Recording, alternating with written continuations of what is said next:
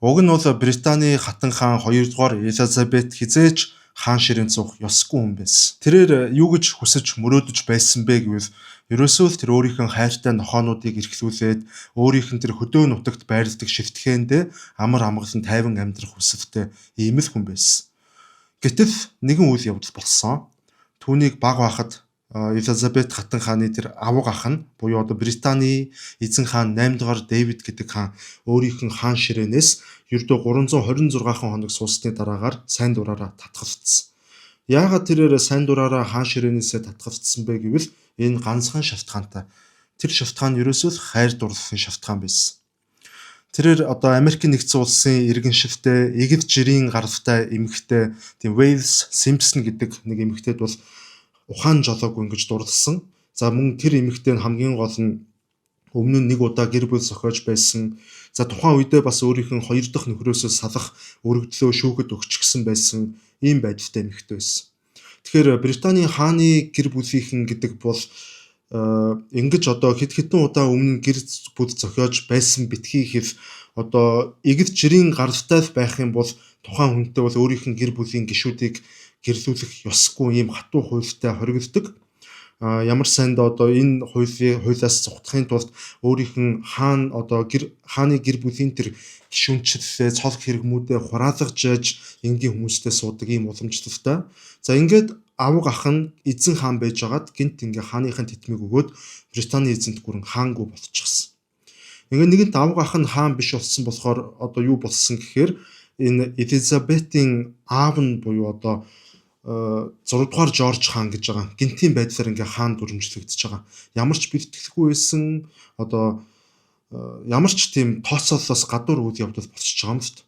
Ингээ нэгэнт аав нь хаан болсон учраас Элизабет ч мөн одоо ялхаагүй ирээдүйд хизээ нэгэн цагт ингэж хатан хаан болох нь бол бараг л ингэж ойлгомжтой бодож эхэлсэн. За энэ үед тэрээр одоо нэг зүйлийг нь баг байхдаа маш сайн ойлгосон байгаа. Ахыгаа хараад хүн гэдэг энэ амьтан чинь одоо дан ганц өөрийнхөө энэ хувийн жаргалыг хөөгөөд явж болдоггүй юм байна. Энэ улс орныхын төлөө одоо асар том хариуцлага үүргээ биелүүлэх нь хувийн жаргалаа хөөхөөс илүү том одоо үүрэг хариуцлага үйл хэрэг юм байна гэдгийг бол тухайн үед ойлгосон байгаа. Ингээд Элизабет өөрийнхөө хувийн амьдралыг тэр хувийн хүсэл сонирхлыг бүгдийг нь мартаж бүр мөсөн хоошин тавьж эхэлсэн. За хожим түүнийг дөнгөж хатан хаан болох үед бол Британий эзэнт гүрэн дэлхийн талыг захирддаг байсан дэлхийн хэмжээний асар том эзэнт гүрэн байсан. Гэхдээ удалгүй тэр колон байсан улс орнууд дотор одоо эмх замбраагүй байдлууд үүсэж тусгаар тогтнолын хөдөлгөөнүүд гарч бүгд нэг нэгээрээ Британий эзэнт гүрнээс өрх тусгаарлаж эхэлсэн. Магадгүй тэр Британий эзэнт гүрэн задарч байх тухайн үед Элизабетийн оронд өөр ямар нэгэн эрхтэй хаадууд байсан бол энэ бүх болж байгаа үйл явдлуудад маш ихээр уурлаж өвгний эсрэг дайн хийх байсан байж бас магадгүй. Харин Элизабет бол одоо эмэгтэй хүн байсан учраас тэрээр эмэгтэй хүний маш их тийм нарийн хатан ухааныг бол зарсан байдаг. Тэрээр юу гэж одоо энэ асуудалд хандсан бэ гэвэл за нөхцөл байдал нэгэнт ийм байгаа бол одоо яах вэ? Хэдүүлээ ингээд савцгаая. Гэхдээ хэдий бид нар салсан ч бүгдээрээ найзууд хэвээр үлдцгээе гэдэг яг ийм л бодлогыг баримталсан. За үүний үр дүнд Британий эзэнт гүрэн бол ингээ нэр хүндээ олон улсын түвшинд бол огтхон ч алдалгүйгээр нэмээд тэр тусгаар тогтносон маш олон өөрийнх нь колон байсан улс орнуудтайгаа цаашдаа ингэж эвтэй найртай харилцаатайгаар найз нөхөд байдлаар ингэж үлдэж чадсан байдаг. Гэхдээ нэг үнэн гэвэл Британий эзэнт гүрэн Элизабет хатан хааны үед бол задарсан. За хатан хаан бүр хүүхэд байхасаа л эхлээд ингэж олонний өмнө уйлж, олонний өмнө инээж өөрийнх нь тэр сэтгэл хөдлөлийг ил гаргах боломжгүй юм хахир хатуу хүмүүжлэр бол хүмүүжсэн. За гэтэл бүр хожим тэр 1997 онд Диана гүнж өөд болох үед бол ард түмэндээ одоо маш ихээр тэгж ард түмэн нь бол одоо Диана гүнжийн үхлийн араас маш ихээр гашуудж байсан учраас тэр ард иргэдэн ч мөн одоо хатан хааныгаа ингэж сэтгэл хөдлөлөө ил гаргахыг ингэж шаардаж эхэлсэн. Яагаад гэвэл одоо хатан хаан чин бүх насаараа ингэж сэтгэл хөдлөлөө нууж амьдэрсэн хүн болохоор Диана гүнж өглийн дараа ч гэсэн сэтгэл хөдлөлөө бол нууцлсан. Гэтэл тэр сэтгэл хөдлөлөө нууцлж байгаа тэр төмөр мэт дүр төрх нь одоо игэл жирийн ард иргэдийн хувьд юу гэж ойлгогдсон бэ гэхээр энэ Диана гүнжийн үхэлд бол огтхонч харамсахгүй байна. Бараг түүний үхэлд одоо баярлаад байна гэдэг одоо ийм ямар ч тийм хүн чанаргүй цэвдэг сэтгэлтэн мэтээр ингэж шүмжилж эхэлсэн байгаа. За нэгэнт ийм шүмжлүүд ирсэн учраас энэ хатан хаан өөрийнх нь бүх наснаараа бүхий л амьдралынхын туршид ингэж баримталж ирсэн өөрийн тэр сэтгэл хөдлөлгүй төмөр мэт байх ёстой гэдэг тэр хатуу зарчмаа ингэж өөрчлөөд камерын өмнө ил гарч ирээд ард түмэнтэйгээ хамт ингэж гашуудал зарлаж эхэлсэн. Ингээд хүмүүсийн сэтгэл бол хатан хааныгаа гашуудаж байгааг хараад буцаад уярцгаасан байдаг. Хатан хаан 2 дугаар Элизабетийн амьдрал бол одоо зүгээр нэг тийм баян тансаг амар хялбар амьдрал бол огтоосоо байгаагүй. Тэр бол үнэхээр ингэж улс их орноо нэгтгэж тайван байлгахын тулд өөрийнх нь тэр хувь хүнийхэн эрх чөлөө, хувийн амьдралыг бүхэл бүтэн 70 гаруй жилийн турш ингэж золиосож чадсан маш их төвчээртэй асар их хариуцлага үрсэн жинхэнэ төмөр эмэгтэй түүх байсан. Тэгэхээр өнөөдрийн дугаараар ингээ юу ярих гэж байгааг бүгд ойлгосон байх. Гэхдээ өнөөдрийн дугаараар дан ганц хатан хааны намтар гэхээсээ илүүтэйгээр энэ хүний дотоод сэтгэлийг нь хамтдаа тулдах болно. That government of the people, by the people, for the people.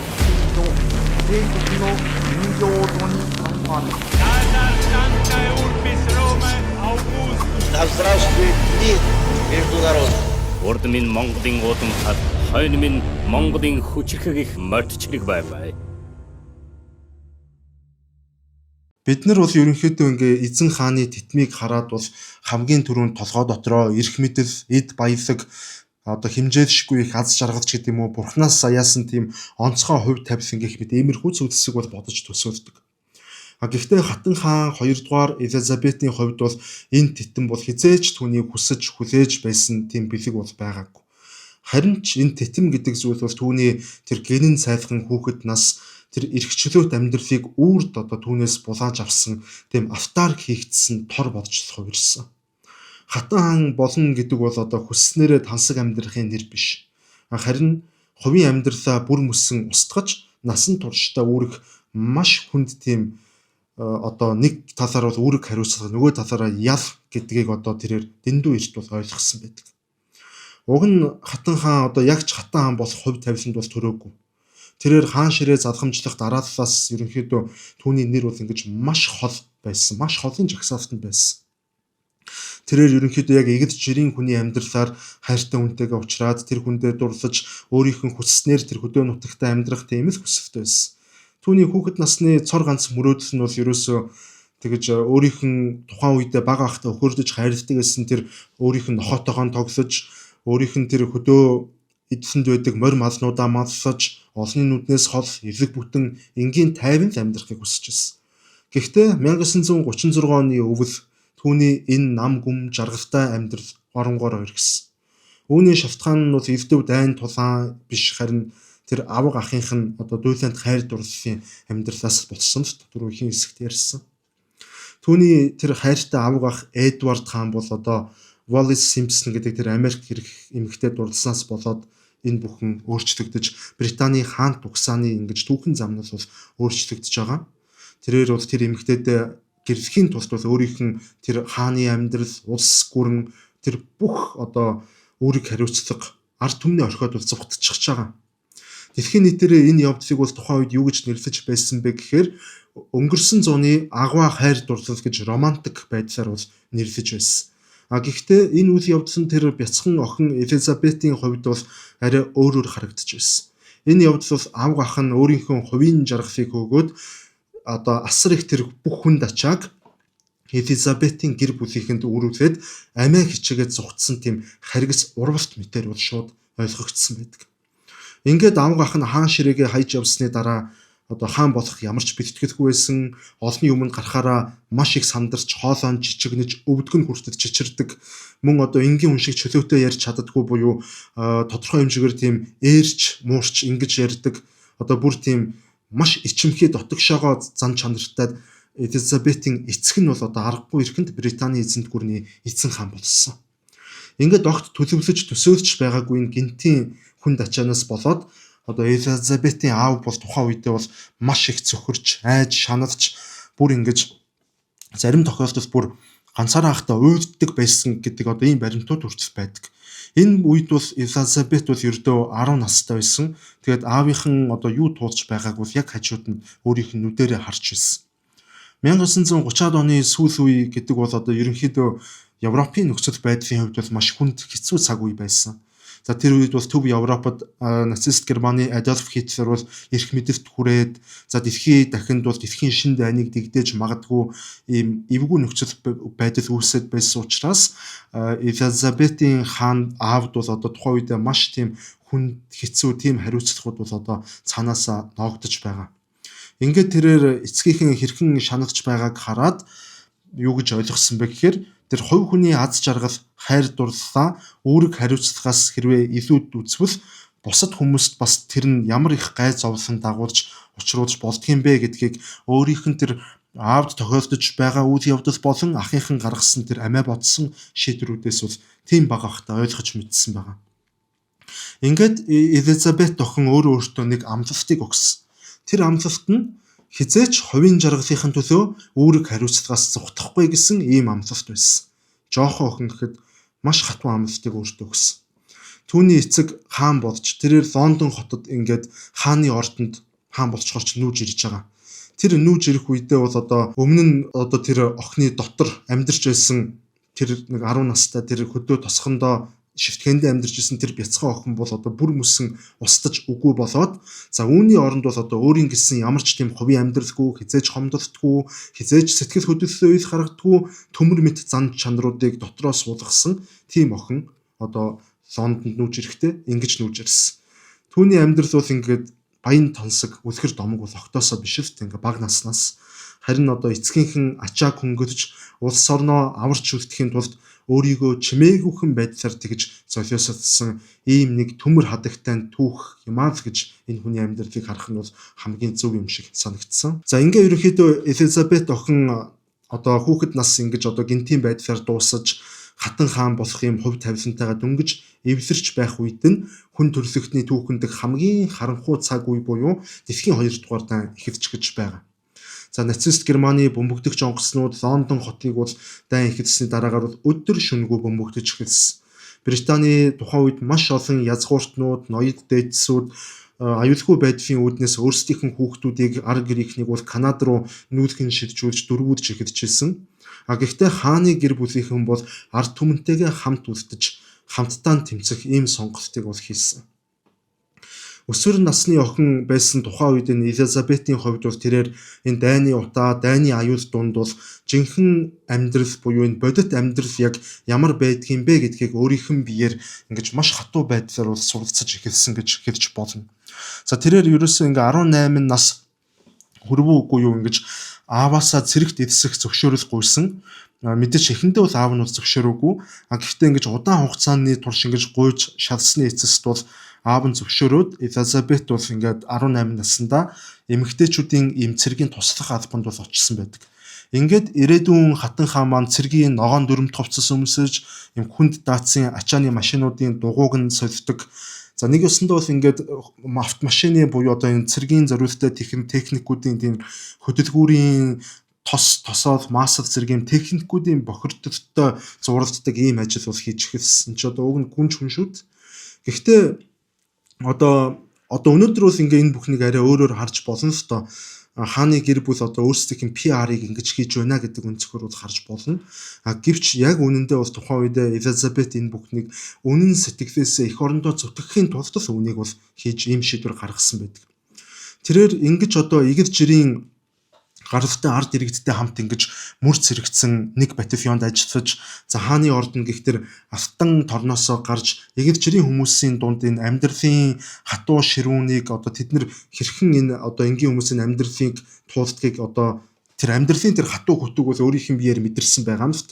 За энэ магадгүй ингэж мэдэрсэн бол түүний одоо насан туршид нь хөрснөөсөө хүндирэхгүй буюу одоо ямар ч тач энэ ард түмэнтэйгээ үлдсэн амьдралын туршид нэг долгионтой амьдрахад бол тусалсан байж магадгүй гэж үздэг. Өнөөдөр яг хөө ингээд зарим улс төрчдөд чинь одоо нэлээд том эрх мэдэл түрээд өндөр албан тушаалд очихороо хөрснөөсөө хүндирөөд жирийн амьдралаасаа тасраад нэг тэнгэрийн хүн шиг яваад ихвчдэг. Гэтэл одоо Элизабет хатан бол яг дайны үед ингэж одоо игэл бор ард түмэнтэйгээ хамт байснараа өөрийнх нь сэтгэл зүйг ингэж үрдийн мөнхөд яг ингэж хөрсөн дээр байлгах тийм кодолж өгсөн үйл явдал болсон болоодаа гэж харагдаад байгаа. За ингээ ямар ч тач дэлхийн 2 дугаар дайнд дууссан. Британий эзэнт гүрэн хэдийгээр асар их хохирлыг энэ дайнд амссан боловч эцэст нь ялагч олж чадсан. За үүний дараа 1947 онд тэрээр 21 настай байхдаа бол Өмнөд Африкт одоо хийсэн айлчлалын үеэр энэ Британий эзэнт гүрний бүх ард түмэнд хандаж Өмнөд Африкийн радиогоор дамжуулан нэгэн одоо түүхэн тангарагыг өргөссөн байдаг. Арай хатаан болоогүй шүү дээ. За тэрээр ямар тангараг өргөссөн бэ гэвэл радиогоор дамжуулаад миний амьдрал одоо таашгүй. Миний амьдрал уртаж байж болно. Миний амьдрах зам богино байж болно. Гэхдээ би өөрийнх нь энэ бүх амьдралыг та бүхнийхэн буюу ард түмнийхэн сайн сайхны төлөө зориулах болно гэж би та бүхний өмнө тангарагсаж байна гэж яг ингэж одоо маш намуухан ирнэ тийм хувиршгүй бат бөх дуу хоолоогоор ийм тангарагыг бол хэвссэн байдаг. Үүнийг яг хөө ингээ өнөөдөр бид нэр сонсох юм бол зүгээр нэг байдаг нэг энгийнх нэг үгс мэт бол санагдаж болно л. Гэхдээ одоо энэ нь яг цаад утгаараа ямар утгатай тангараг байсан бэ гэвэл Элизабет 2 хатан хаан за албан ёсоор өөрийнх нь тэр хувь хүний амьдралыг бол бүрэн дуусгар болгож энэ улс үндэстэнтэйгээ нэг ёсондоо ингэж гэрлэж байгаа ийм сэтгэл зүйн маш хүнд гэрээг байгуулсан одоо ийм л явдал болж таарч байгаа. Гэхдээ одоо хүн гэдэг амьтан чинь өөрөө яг үнэндээ тийм дан ганц үүрэг хариуцлагаар хооллож тэргээр хоолоо хийж сэтгэлээ хангалуун байлгаж амьдэрдэг тийм амьтан бол биш л. Элизабетийн гадна төрхийг нь харуул ингээд нэлээд дуулууртай төлөв даруй юм шиг ингэж харагддаг байсан ч энэ хүний дотоод мөн чанарт нь бол хинч хугалж дийлэхээргүй тийм ган төмөр мэт тийм хатуу зөрүүд зан оршиж байсан. Үүний хамгийн тод илэрлэл бол түүний хайр дурлалын сонголт гэж хэлж болно. Хатан хаан дөнгөж 13 настай байхдаа тухайн үеийн тэр грек дайн улсуудын тэр хунтайж Филипп гэдэг 18 настай өндөр царайлаг шаргал үстэй тийм тэнгисийн цэргийн сургуульд суралцдаг ийм залууг бол хараад анхны харцаар дурлсан.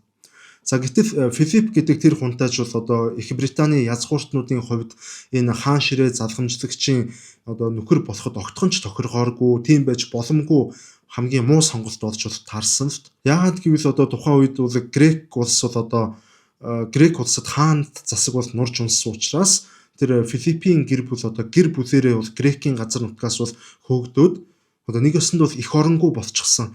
Ойчих хаяг орох оронгүй болчихсон. Дээрээс нь бүр ингээд хэдийгээр тийм хааны удамч гэхээ сохорч зоосгүй тийм ядуу одоо ийм хүнд байдалд орсон. Үүн дээрээс нэмээд нэг муу зүйл байгаа нь бол тэр дайны он жилүүдэд тэр Филипп хаан хүүгийн хунтайжийн эгчнэр нь нацист Германы төрийн дээд өндөр албан тушаалтнуудтай бас ийм гэрэлчгсэн ийм нөхцөл байдалтай байсан. Ингээд Элизабетийн аав ээж болон ордны тэр бусад зөвлөхүүд гээд энэ бүх хүмүүс бол түүний энэ гэрэлтийг бол маш хүчтэй эсэргүүцэж одоо яасан ч хүлийн зөвшөөрөхгүй гэдгийг бол зарласан. За ингээд Элизабетэд ерөнхийдөө аав ээж хоёр нь бол тэр Английн, Шотландын, Вейлсийн гээд нэг ёсондоо Номерт Ирландын одоо нэгдсэн вант улсад орших хамгийн баян чинэлэг хамгийн одоо нөлөө бүхий тийм ноёд язгууртнуудыг за мөн тэр ноёд язгууртнуудын угсаа залгамжлах үр хүүхдүүдийг эрэгтэй хөвгүүдийг бол ингээд нэг нэгээр ингэж танилцуулсан. За гэтэл ингэж танилцуулж байгаа энэ явдал нь бол Элизабетэд бол октоосоо таалагдаагүй. Ингээд тэр хүний Элизабет гэдэг хүний дотор байсан тэр жинхэнэ одоо нөө зөрүүд хүч чадал бол сэргэж эхэлж байгаа юм л.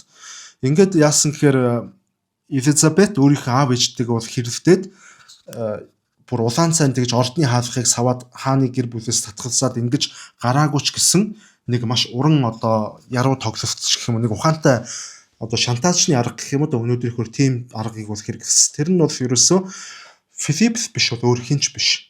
Ийм л зүйлийг хэлсэн. Нэг өсөнд бол би Филипптэй гэрлэхгүй бол өөр хинтэй ч гэрлэхгүй. Ганцаараа ингээ хөгшрөөд хүүхэдгүй, үр хүүхэдгүй, ханижилгүй юм эмгэн болно л гэсэн. Ингээд энэ бүх хугацаанд бол ерөөсө Хатан хаан бол Филипп рүүгээ маш олон удаа ингэж загтав бичдэг байсан. Филипп мөн одоо дайнд оролцож байсан учраас түүнийг эргэж ирэхийг нь бол ингэж чимээгүйхэн төвчээртэйгээр бол хүлээсээр байсан байгаа юм. За эцэг нь нэгэнт одоо ингээ охиныхон бодлыг одоо өөрчилж чадахгүйгээ бол ингээд мэдсэн. Гэхдээ өөрчилчих болов гэж одоо найдсаар байгаад охиныхон тэр бусад ханхуу хунтааж нартай гэрлэх тэр гэрлэлтүүдийг бол ингээ хойшлуулсаар байсан байгаа юм. За ингээд одоо олон жил ингэж хойшлуулсны эцэст охиных нь тэр одоо энэ үзэл санаа хизээч өөрчлөгдөхгүй юм байна гэдгийг нь бол ингэж мэдэж авсан. Ингээ аргагүй ирэхэд охиноо хүлээн зөвшөөрөхөөс өөр аргагүй болсон. За улмаар 1947 онд Елизабет Хатан хаан болохоос өмнө за өөрийнх нь тэр хүсэж хүлээсэн Филипп хунтаажтайгаа бол гэр бүл болж чадсан. Елизабет бол ингээ өөрийнхөө бүх амьдралыг нэгэнт би улс орондоо зориулна. За бүх үүрэг хариуцлагыг бол би хүлээнэ гэдэг ийм амлалтыг бол хэдийнэ өгчихсэн байсан. За энэ том амлалтыг бол одоо энэ том хариуцлагыг бол дагаад түүнд одоо ямар их хүнд дарамтууд түүний сэтгэлд бий болж ирсэн, сэтгэлийн ямар хүчтэй зовлонд одоо унаж байсан гэдгийг магадгүй бид нар өөрсдөө тийм өндөр хариуцлагыг нэг хүний биш, нэг гэр бүлийн биш, бүхэл бүтэн улс үндэстний өмнөх тэр үүрэг хариуцлагыг бидний хинэн ч хүлээж байгаагүй учраас түүнийг бол төсөөлж бид нар яг чадахгүй байх. Гэхдээ Елизабет нэг зүйлийг бол мэдэж байсан. Тэрээр бол одоо бүх амьдралаа энэ улс орондоо зориулсныхын хариуд ядаж би одоо өөрийнхөө хүссэн хүнтэй гэр бүл болж чадаж байж одоо энэ бүх хариуцлагаас ирэх стресснүүдээс болоод би галзуурчихгүйгээр явж чадах юм байна гэдгийг бол ойлгосон байгаа. За нэг ёсонд бол одоо хүн бүхний нүдэнд дуулууртай даруухан мэт харагддаг байсан энэ гүнж амьдралынхаа хамгийн чухал шийдвэрийг бол хинээрч заалхалгүйгээр одоо хэний ч үгийг сонсолгүйгээр бүр эзэнт гүрнээ хүртэл бүхэлдэн сүрэн зогссож байгаад өөрийнхөөрөө шийдэж чадсан. За 1900 үүний дараад 1952 оны 2 дугаар сарын 25-нд одоо 25 настай энэ гүнж Елизабет өөрийнх нь тэр одоо гэрэлсэн тэр хүсэж гэрэлсэн нөхөр Филипптэй хамт Кен улсын ширэнгэн ойгоор одоо аялал хийсэн байгаа. Амралтын аялал. За тэр өдөр Елизабет бол одоо нэг өндөр модонд бол ингэж өөрөө ингэ авирсан. Одоо модонд авирж штэ. За гэтэл тэр мод нь яг үнэндээ түүний амьдралдаа авирсан хамгийн сүүлчийн мод болж хувирсан. Яагаад вэ гэвэл яг үнэндээ тэр өдрөөс хойш тэр өдрийн маргаашнаас эхлээд Елизабетэд дахин хизээч модон дээр авирах боломж өөрийнх нь хүснээр модон дээр авирах эрх чөлөө бол дахиж олдоогүй. Эцэг Жорж 6 дугаар хаан бол тэр шөнө Лондон хотод унтаж байхдаа нас барсан. Ийм харамсалтай мэдээ бол цагийнхаанаар ирсэн. Эхлээд энэ мэдээг бол түүний нөхөр Филипп олж мэдээд эхнэртэй хэлсэн. Эхнэрийнх нь нүдэнд тодорч байсан тэр баярын инээмсэглэл энэ мэдээг сонсоод тэр чигтээ өөрчлөгдсөн л. За ингээд тэд нэр яасан гэхээр Лондон хот руу буцах шийдвэр гаргасан. Тэдний буцах одоо тэр тухайн нислэг бол одоо маш урт нислэг байсан. Энэ нислэг бол туйлын чимээгүй тийм гашуудас дүүрэн намуухан уур амьсгал дунд бол өрнөсөн. Гэхдээ энэ урт нислэг Кен улсаас Британий нийслэл Лондон хүрэх энэ нислэг бол Елизабетыг эцсийн байдлаар бүр мөсөн өөрчилсөн ийм нислэг болж хувирсан. Өмнөх буюу тэр өчигдөрхөн байсан тэр гүнж Елизабет жаахан ч гэсэн тэгж өөрийнхөөрөө байж чаддаг байсан бол одоо энэ дараагийн одоо шинэ Елизабет бол онгоцноос буух үедээ өөрийнх нь дотор оршиж байсан тэр өмнөх Елизабетыг бүр мөсөн оршуулад булшлаад буусан байдаг. Тэр онгоцноос бол үнэхээр өөр хүн бууж ирсэн. Тэр онгоцноос буухтаа бол Елизабет тас хар хувцас өмссөн байсан. Гэхдээ энэ түүний өмссөн тэр тас хар хувцас нь бол одоо зөвхөн аавынхаа алдсны араас гашуудсандаа бус одоо тэр өөрийнхөө тэр дотор үрд үхэж буй тэр бүх эрх чөлөө дахиж олдохгүй хувийн амьдралынхаа араас гашуудсан гашуудлыг энэ хувцасаараа бол давхар илэрхийлж байсан. Ингээд тэрээр цаашид одоо өөрчлөгдсөн л дөө өөр хүн болсон. Бүхэл бүтэн эзэнт гүрнийг нуруундаа үүрсэн тийм сэтгэл хөдлөлгүй институц болгож өөрийгөө хувиргаж эхэлсэн. Хувь хүн биш. Елизабет 2 гэдэг бол хувь хүн биш. Ерөөсөө хүн биш. Энэ бол ерөөсөө ингэж олон мянган жилийн турш, олон зуун жилийн турш энэ улсад тогтож ирсэн, энэ улсын төр засаг ард түмний амьдралыг нуруун дээрээ үүрч ирсэн ямар ч сэтгэл хөдлөлгүй институц гэсэн үг. Ийм болох ёстой болсон. Лондонд очиход бас хамгийн гол нь Лондон хотод очиход аав нь нас барчлаа шүү дээ. Элизабетийг тайвшруулж аргадах ганц ч хүн тэнцээ байгаагүй. Харин ч эсэргээрээ хааны ордон дотор түүнийг юу хүлээж байсан гэхээр тэр засгийн газрын ордон дотор түүнийг юу хүлээж байсан гэхээр Британий улс төрийн жинхэнэ домогт акулууд буюу хөгшин чоннууд бүгдээрээ нийлж суугаад Элизабетийг хүлээж байсан. Тэдний дунд бүр дэлхийн 2 дугаар дайны хамгийн гол баатруудын нэг дайнд ялалт байгуулсан, дайны дараа дэлхийн ертөнцийг хоёрдугарт хуваахад онцгой үүрэг гүйцэтгэсэн Британий ерөнхий сайд Winston Churchill хүртэл зогсож байсан. Churchill болон энэ бусад хөгшин туршлагатай улс төрчдийн нүдээр бол энэ 25хан настай Элизабет бол юугаач мэдэхгүй энэ улс орныг удирдах ямар ч туршлагагүй зүгээр л нэг жаахан охин л гэж тэдний нүдээр бол харагдаж байсан. Churchill хүртэл эхэндээ түүнийг маш ихээр бол басамжилж өөрийнхөө үгээр би энэ эмэгтэйг бол энэ хатныг бол хангалттай хөдөлгөж чаднаа. Энэ бол миний баг утсан хүүхэдтэй болно гэж хүртэл ингэж бардамнаж байсан. Яг үндэ бүгдээрээ энэ 25 настай охиныг бол өөрсдөө хялбархан толгойг нь эргүүлчихнэ гэж бол итгэж байсан байх. Яг энэ үед Элизабетийн хувьд амьдралынх нь хамгийн том тийм сэтгэл зүйн сорилтын үе бол тохиолсон ийм үе өрнсөн гэж хэлж болно.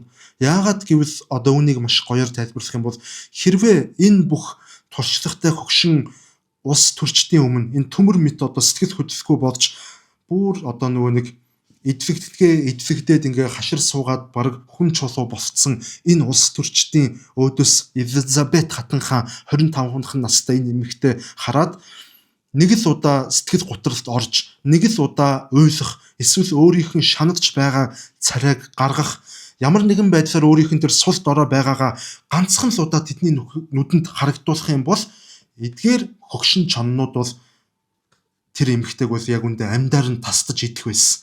Хаант засгийн нэр хүндийг бол ингэж шороотой хутгаж мэдхээр ийм л нөхцөл байдалтай байсан.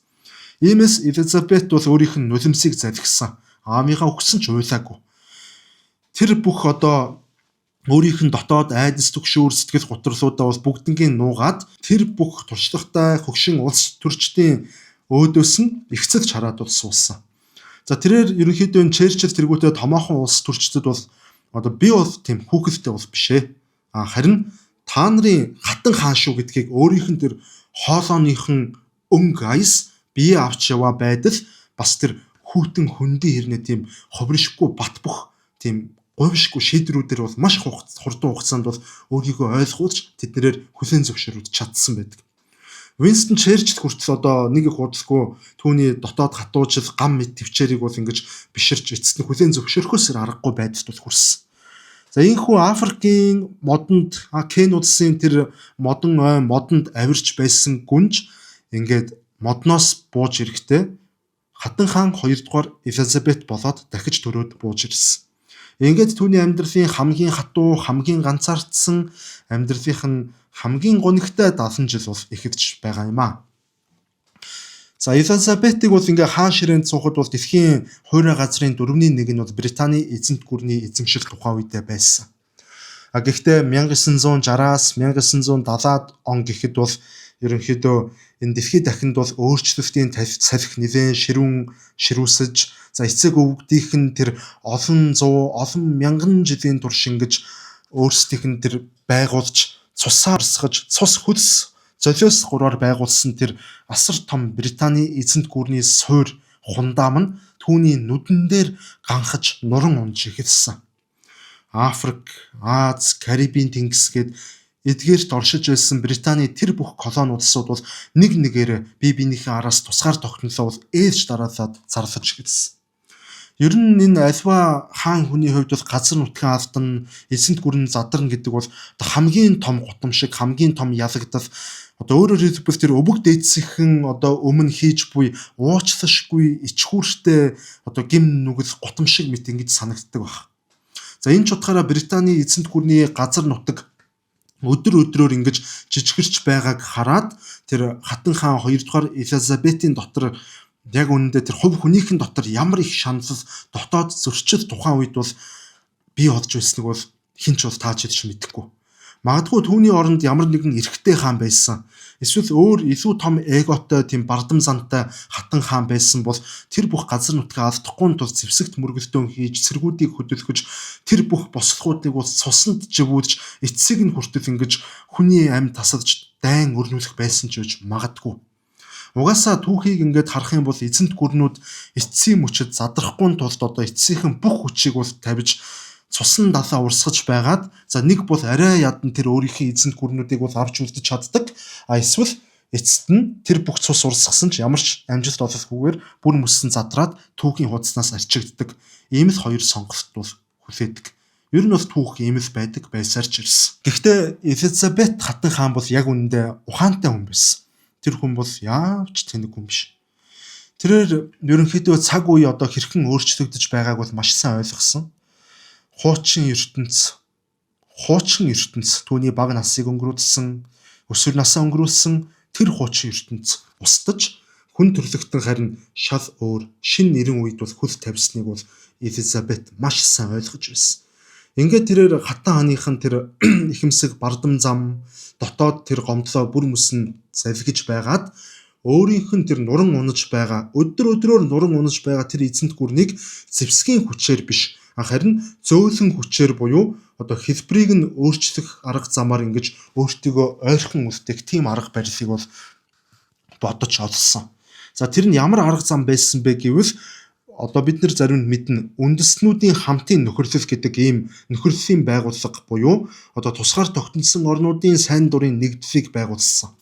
За үүнд бол мэдээч хэрэг Британий эзэнт гүрнээс ахуулаад Британий колони байсан бүх орнууд бол нэгдэж орсон. За энэхүү шилжилтийг хийх нь бол одоо сэтгэл зүйн хувьд бол асар том төвчл шаардсан үйл явдал байсан. Хувь хүнийх нь хувьд. Яагаад гэвэл одоо тэрээр өчигдөрхөн л одоо өөрийнх нь харьяат байсан, одоо өөрийнх нь ард иргэд байсан, одоо өөр байсан тэр хүмүүс бүгдээрээ өөр улс байгуулад нэг өсөндөө бол өмнө нь өөр юм байсан тэр улсдаа эзэн хааны хуваар эзэн хааны дүрээр биш харин яг нөгөө тэгш хэрэгтэй гадны улсын төрийн тэргүүний хувьас очиж айлчилж байсан байгаа юм. Өчигдөр энэ улс одоо жишээлбэл энэ өмнөд Африкийн бүгд найрамдах улс гэдэг улсыг жишээ авахад миний улс байсан. Миний эзэмшилт байсан. Би энэ улсын эзэн байсан. Гэтэл энэ улс тусгаар тогтнолцоо маргааш нь би энэ улс дээр очиход өөр улсад очиж байгаа. Намайг энэ улсын эзэн хаан гэж бол хүлээж авахгүй. Намайг өөр гадны улсын төрийн тэргүүн гэж намайг хүлээж авч байна л гэдэг. Одоо ийм л санааг би сая тайлбарлах гад нэг жоох юм болчихлоо. За энэ мэдрэмжийн энэ үйл явдлын хамгийн тод жишээ бол 1961 онд хатан хаан Элизабет бол Ган улсад хийсэн одоо төрийн айлчлалыг бол дурдж олно. Тухайн үед Ган улс ерөнхийдөө ингээд тусгаар тогтносныхын дараагаар зөвлөлт холбоот улсын тал руу бол хэлбэж Британий хамтын нөхөрлөлөөс бол гарах ийм маш аюултай эрсдэл бол үүсэт байсан.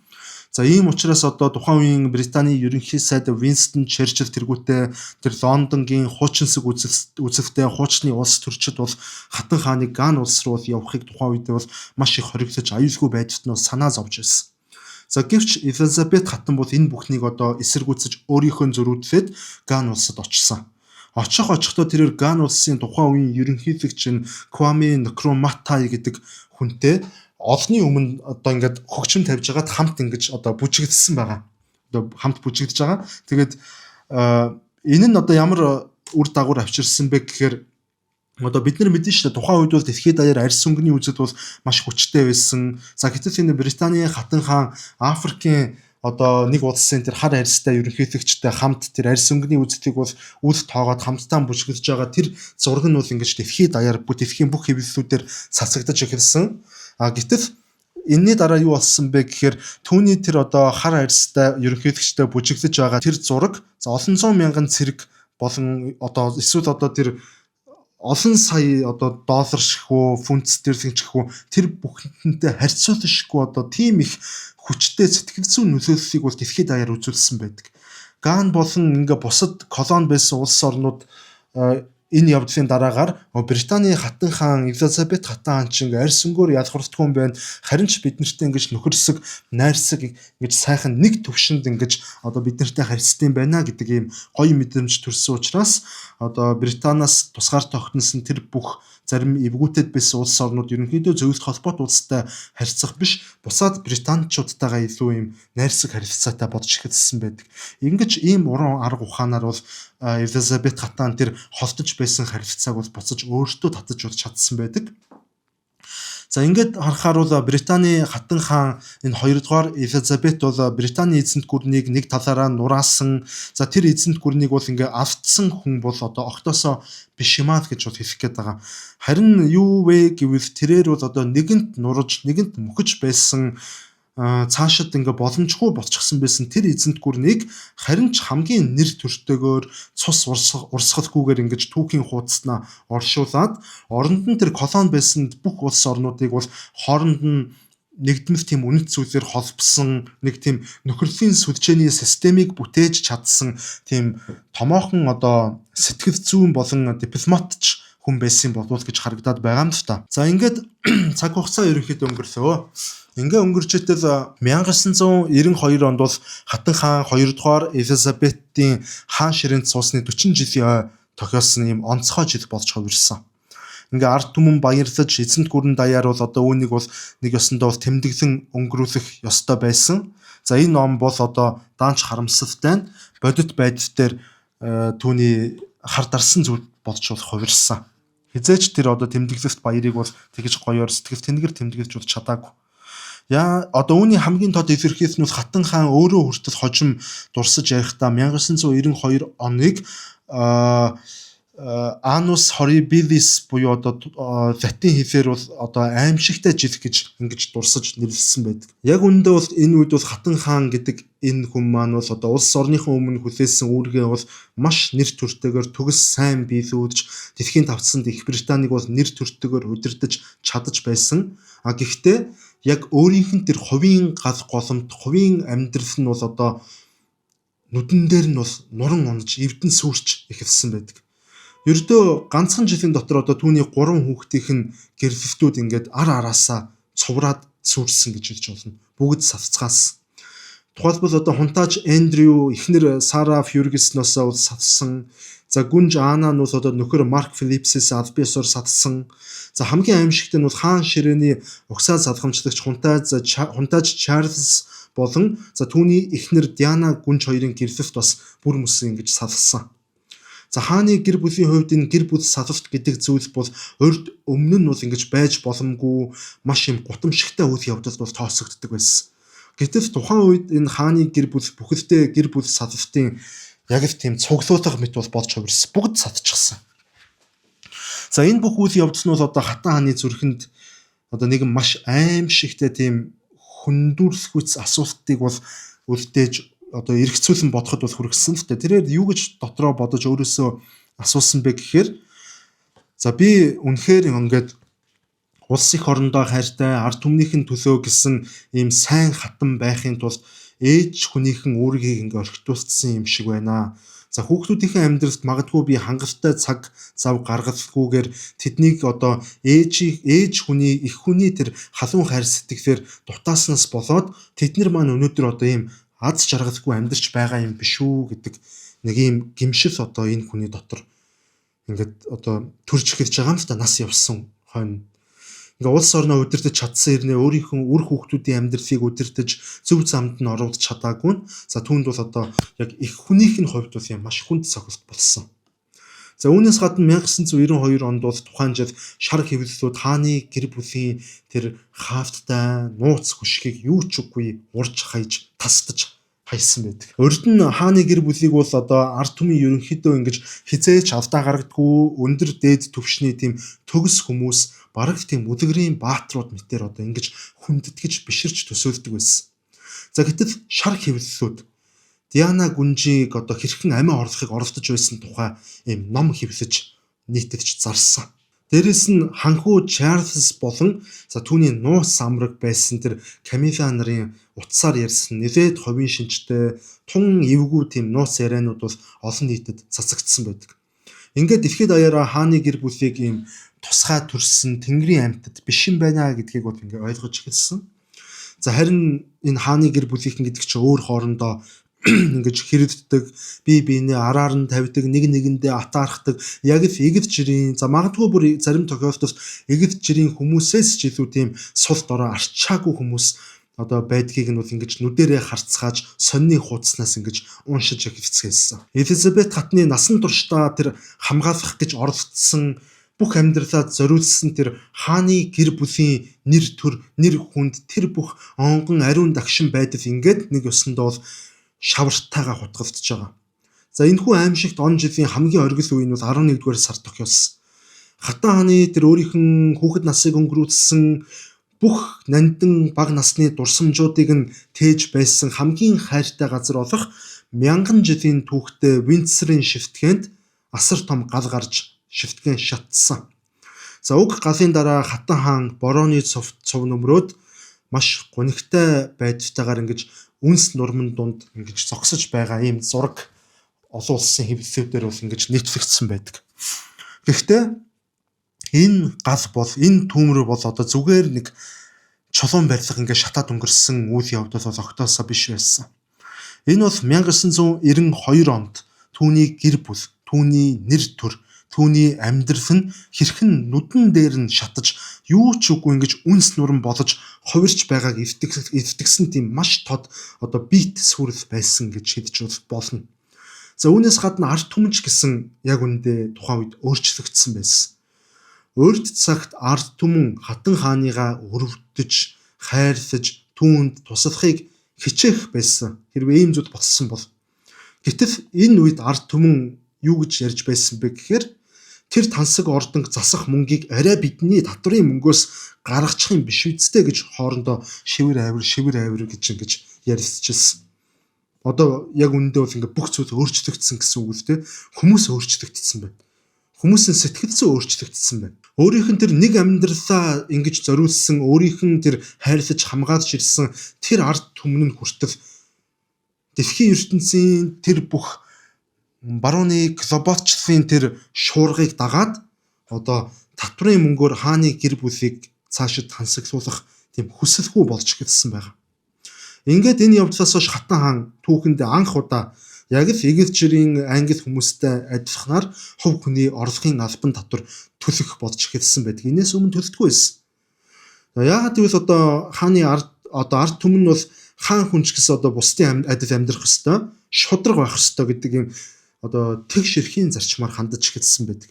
Энэхүү 1992 он бол энэ Хатан хааны бардамлыг үнс нуран болгож за хааны гэр бүл бодит амьдралын хөрсөн дээр одоо хүчтэй шидэгдсэн ийм аимшигтай он жил болж түүхэнд бичигдсэн байгаа юм аа. Тэгэхээр ер нь бол энэ 20 дугаар зуун гэдэг бол өөрөө Британий энэ хаант засаглалын хувьд бол дэлхийн 2 дугаар дайныг даван туулсан, хүйтэн дайныг давж туулсан, эзэнт гүрнүүдийн задралыг мөн давж туулсан гэд маш олон хямралуудыг ингэж тэсвэрлэж даван туулсан ийм 90 байсан. Гэтэл 20 дугаар зуун арай дуусаагүй байхад энэ 1997 онд нэг үйл явдал болцсон. Энэ арт түмний гүнж хэмээн өргөмжлөгдөж байсан Диана гүнж амиа автсан. Ийм осол болсон. Хатан хаан Элизабет бол одоо сэтгэл хөдлөлөө хизээч бүү ил гараг, хизээч бүү бусдад гомдол одоо үүргээ харин чимээгүй биелүүл гэсэн юм хатуу дүрмээр хүмүүжсэн нэг өсөндөө 19-р зууны үеийн сэтгэлгээтэй тийм амьд төлөөлөгч байсан л та хуучинсаг үзэлтэн хуучин нийгмийн өнгөрсөн зууны үлдэгдэл ийм л хүн байсан. Харин Диана гүнж бол арай өөрөө. Диана гүнж бол орчин үеийн хүн байсан. Диана гүнж сэтгэл хөдлөлөө ил гаргадаг. Өөрийнх нь нулимсыг олон нийтээс нуудаггүй. Мөн одоо хүмүүстэй маш дотн байдлаар ингэж тэмрэлтдэг, өөрийнх нь тэр мэдрэмжийг нийгэмтэйгээ хуваалцдаг 20 дугаар зууны 2 дугаар хагасын жинхэнэ бодит дүр төрх болсон ийм эмэгтэй хүн байсан. 1997 оны 8 дугаар сард Парис хотод Диана гүнж автослоор өөд болоход бол дэлхийд даяар цочролд орж Британий ард түмэн гудамжинд мянгараа зарим тохиолдолд бол бүх хотуудын оруулалт саяараа гарч эмгэнэл илэрхийлсэн. Гэтэл энэ үед Хатан хаан Шотландын одоо өөрийнх нь нэг эдлэндээ бол өөрийнх нь амралтыг өнгөрүүлээд Дианагийн хоёр хүү болох Вильям болон Харри нартай хамт тэнцээ амьдарч ирсэн нам гүмхэн. Тэрээр хааны уламжлалт одоо дүрмийн дагуу гашуудлыг олон нийтийн нүднээс давтуур За гэр бүлийн хүрээнд хийхийг бол илүүд үзээд за ач холбогдолтой хэвлэл мэдээллийн шууганаас ийм байдлаар одоо хамгаалахыг бол хүссэн байгаа юм. Шууганаас хамгаалахыг хичээсэн байгаа юм. За мөн хамгийн гол нь тэрээр бол одоо Букингhamын ордны гаднах төрийн далбайг бол бүхэлдсүүлэхээс татгалцсан. За яагаад татгалцсан бэ гэвэл хаан буюу тэр хатан хаан амьд сэрүүн байхад далбайг бол одоо хизээч буулгаж боддоггүй. За хаан юмуд хатан хаан нас барсны дараагаар талбайг бүхийлэгдэг ийм хуультай байсан. За гэхдээ хэвлэл мэдээллийн салбар бол одоо тухайн үед бол маш өндөр хүчийг авчихсан байсан учраас одоо хааны ордны энэ хуучинсаг одоо хөшүүнч гэмээр энэ хөддүү дүрм журмыг бол огтхон ч ойлгохыг хүсээгүй. Хатан хааныг одоо чимээгүй байх тусам ард түмний одоо гашуудал хатан хааныг чиглэсэн уур бухимдал болж хувирч эхэлсэн байгаа. Ингээд сонины тэргүүн нүүрэнд юу гэж бичигдэж байсан бэ гэхээр бидний хайртай хатан хаан Диана гүнж өгчгээд ахад хаана вэ? Танд ер нь зүрх сэтгэл гэж байна уу? Яг үндэ Диана гүнж өгчгээд байхад та аз жаргалтай дотроо баярлаж байгаа эцтэй. За хүйтэн цэвдэг харгас хатан хаан Диана гүнжи өгөхлөөр жаргал хийж ин гэх мэтэр түүнийг одоо ирээ цэрэг ингэж буруутгасан ийм нийтлэлүүд ийм дам ярианууд олон нийтийн дунд хүртэл одоо маш их гарсан. За үүний улмаас одоо хааны ордны гадаа бол жагсаал цуглаан хүртэл тэгдэж эхэлсэн. Ингээд энэ үед Элизабет 2 дугаар Элизабет хатан хаан бол энэ өөрийнх нь бүхий л амьдралынхын туршид ард түмнээсээ мэдэрч байгаагүй ийм хүчтэй үдсэн ядалтыг Диана гүнжи өгсөхийн дараагаар мэдэрсэн байдаг. Ингээд тэрээр эцэст нэг хатан үннийг бас одоо хүлийн зөвшөөрөхөөс өөр аргагүй байдалд орж байгаа. Тэр нь ямар хатан үнэн байсан бэ гэвэл хэрвээ би энэ уламжлалаа хатуу барьсаар байвал надад ерөөсөө захирагдах ард түмэн үлдэхгүй юм байна гэдэг ийм үнэн байсан. Ингээд тухайн үед 70 настай хатан хаан өөрийнхөө амьдралын хамгийн хатуу зарчим, за өөрийгөө хамгаалж ирсэн тэр сэтгэл зүйн хатуу зарчмаасаа эцэст нь ухрахаар шийдсэн. 70 наснда хүн аргагүй ирэхэнд өөрчлөгдсөн. Тэрээр одоо Лондон хотод тэр Шотландд байрлаж байсан эдийн газараасаа яаралтайгаар буцаж ирээд за ордны гадаа овоор нь зогсож байсан, эмгэнэл илэрхийлж байсан тэр олон зуун мянган магадгүй сая тэр цэцэгсийн дундуур алхаад гашуудал илэрхийлж буй тэр ард түмэнтэйгээ шууд нүүр тулаад хамт зогсоод уулзаж эхэлсэн. Тэрээр ард түмэндээ хандаж би та бүхэнд хатан хааны хуваар биш, харин жирийн нэг эмээ хүний хуваар бол ирж ярьж байна гэж хэлээд Диана гүнжийн үхэлд чин сэтгэлээсээ эмгэнэж байгаагаа ингэж нефттэйгээр ард түмэнтэйгээ ингэж хуваалцсан байдаг. Өөрийнх нь дотоод мэдрэмжийг түүний хоолоо тухайн үед бол баг зэрэг тэм чичирхийлсэн, нүдэнд нь гуниг хуралдсан, одоо энэ байдлыг харсан ямар ч хүний тэр хатны эсрэг чиглэж байсан тэр уур бухимдал бол ингээ хормын дотор намжаад хатан хаана харин ч зөрүүлээ тийм өрөвдөх байдал руу шилжиж байгаа. За тэр өдөр хатан хаан Элизабет ингээд насан туршийнхаа энэ бүх бардамлыг дараад хааны дүрмээ зөрчин байж одоо ард түмнийхээ өмнө өөрийнх нь тэр одоо сул талаа, сул дорой байгаа байдлаа ингэж харагдуулж байгаа. Энэ хүн чинь ерөөсөө хатан хаан болсон цагаас 25 настайгаас хойш хүнд ч өөрийнх нь тэр сул дорой байдлыг бол харуулаагүй хүн шүү дээ. Хэрвээ нэг л удаа сул дорой байдлаа харагдуулах юм бол бусад хүмүүс намайг барьж идэнэ гэдэг ийм л зарчим энэ хүнд өөрчлөгдөж байсан. Ийм хатуу сэтгэлийн хаттай байсан болохоор энэ хүн чинь хинч өгчээсэн, юу ч болж исэн ингэж ойлдохгүй, өөрийнх нь сэтгэлийг ингэж төмөр мэт барьж чаддаг, ингээ кодлчихсан ийм хүн байсан байхгүй. Ингээ хатан хаан одоо нэг ёсондоо яг тухайн үед ямар байдалд орсон бэ гэвэл одоо энэ уламжлал болон орчин үе гэдэг энэ хурдтай, нэг нь хурдтай, нөгөө нь арай удаанаар ингэж явж байгаа тэр хоёр гал тэрэгний дунд нь яг ийм хавчуулагдсан мэт байдалд орж байгаа. Ингээд тэрээр эцэст нь ямар шийдвэр гаргасан бэ гэхээр уламжлалаас илүүтэйгээр ард түмнээ сонгох шийдвэрийг бол гаргасан. За үүний дараагаар ингээ 21-р зууны босхыг бол давж байгаа. За шинэ мянган гарснаар бол ерөөсөө энэ технологи болон цахим сүлжээний хурдаар дэлхийн ертөнц урд өмнө хизээч өөрчлөгдөж байгаагүй тийм их хурдаар, бүр галзуу хурдаар, асар хурдаар ингэж өөрчлөгдөж эхэлсэн. Улс төрчид ерөнхийдөө одоо энэ бүх хугацаанд хатан хаан юуг анзаарч ойлгосон бэ гэвэл маш нас өндөр болсон байгаа шүү дээ. Юуг ойлгосон бэ гэвэл улс төрчид ирдэг, бас явдаг, ерөнхий сайдууд гардаг, бас буцдаг. дайн ихэвдэг, бас дуусдаг, цаг нь ирэхээр бүр нийгмийн үнэт зүйлүүд хүртэл ингэж оронгоороо иргэдэм байна гэдгийг ойлгож авсан. Яг үүндээ бол одоо дэлхийн ертөнц 21-р зуунд бол маш замбраагүй, дэг журамгүй, дээрэс нь хитрхи ховиромтгай, дэндүү хурдтай болж ингэж өөрчлөгдсөн. Гэхдээ энэ бүх хувьсгалт өөрчлөлтүүдэд Британий ард түмний хувьд хизээж өөрчлөгддөггүй. За ямагт нэг л байрандаа ингэж бат бөхөөр үрд зогсож байдаг цорын ганц зүйл байсан нь Хатан хаан Элизабет байсан. Хатан хаан Элизабет бол ингэж орчин үеийн Британиг өнгөрсөн үеийнхэн тэр агва эзэнт гүрний түүхтэй ингэж холбож барьдаг тэр Британий эзэнт гүрний сүүлчийн зангуу буюу тэр тогтвортой байдлын хамгийн том бэлэгдэл болж хувирсан нэг. Яг уу энэ хүнийг бол ингээд сүүлчийн зангуу гэж бас нэрлэдэг байгаа юм л та британчууд. Харин энэ зангуу ямар хүчрхэг зангуу болох нь 2020 оны сар тахлын үед одоо ковидын үед бол харагдсан.